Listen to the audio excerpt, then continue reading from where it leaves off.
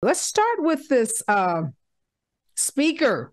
It wasn't certain that the GOP would get its act together, Isaac, and pick a new speaker after we saw so many of the choices go down in flames. But they did. Mike Johnson of Louisiana, very unknown fourth-term congressperson, never really served in any real leadership role in the Congress, now has this huge job, this huge staff, this tremendous responsibility to try to bring this very divided Republican Party together. And he has some deadlines that are looming, i.e. mainly the budget, maintaining the government, keeping the government open, as well as this request from Biden, this $100+ billion in aid for the Ukraine and Israel. What do you make of Johnson? What should we expect of him in this big job? Well, he has some shoes to fill. He has, like you said, a heavy plate to eat from. But he's going to have to rally these Republicans that are far-right Donald Trump Republicans. And I don't know if they're going to rally enough around him for him to get a bill passed. But he did say in his comments, hey, we got to get funding to Ukraine and Israel. So he's on that board. He's on board with giving the funds to Joe Biden.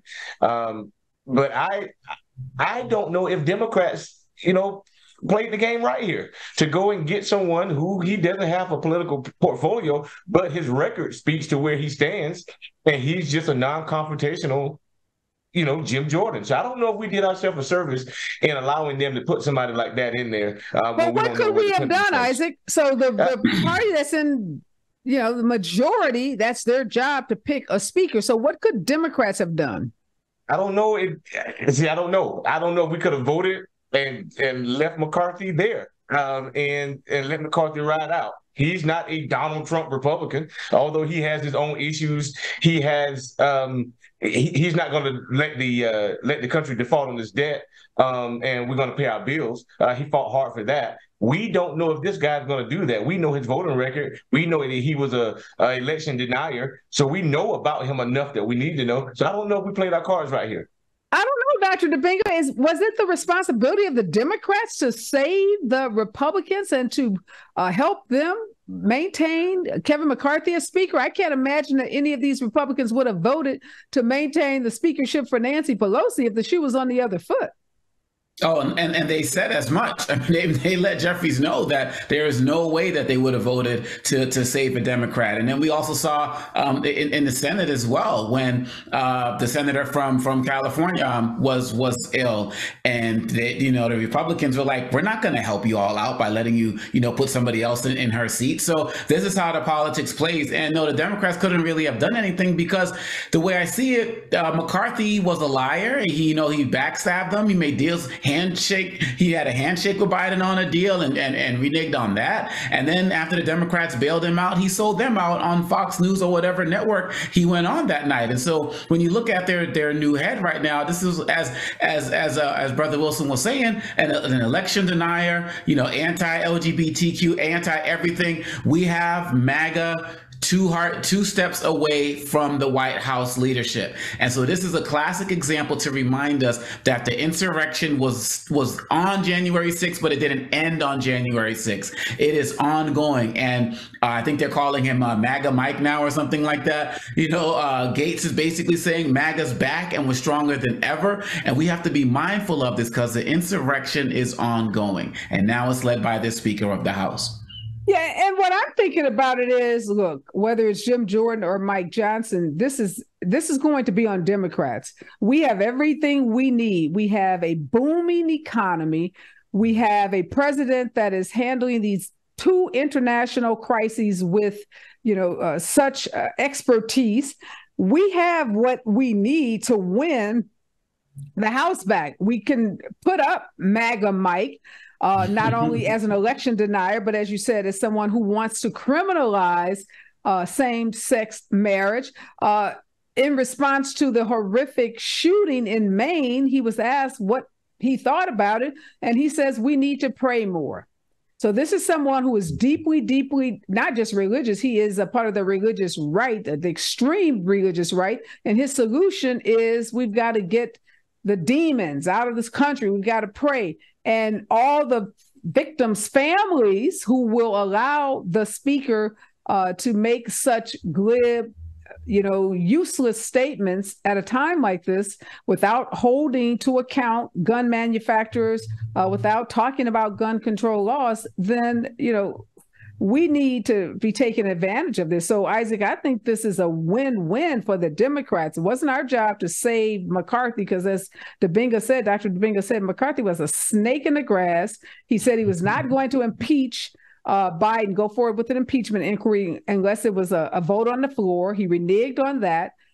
So I like knowing who you're dealing with. So we don't agree with Mike Johnson's politics, but we know what they are and we know what to expect from him. And now it's our job to educate the American people on who Mike Johnson is and what it looks like to have a MAGA in the House. And let's not, even though he made the statement about wanting to fund Israel and Ukraine, there are folks in his party who are not going to vote to give any aid to the Ukraine. And did he vote? I think he's one of the people that voted to shut down the government, didn't he? Did Mike? Yep. He didn't vote in favor of keeping the government open. That's right. So how's he going to make that big switch, Mike? Isaac, how does MAGA Mike, flip so quickly? You're in a different position.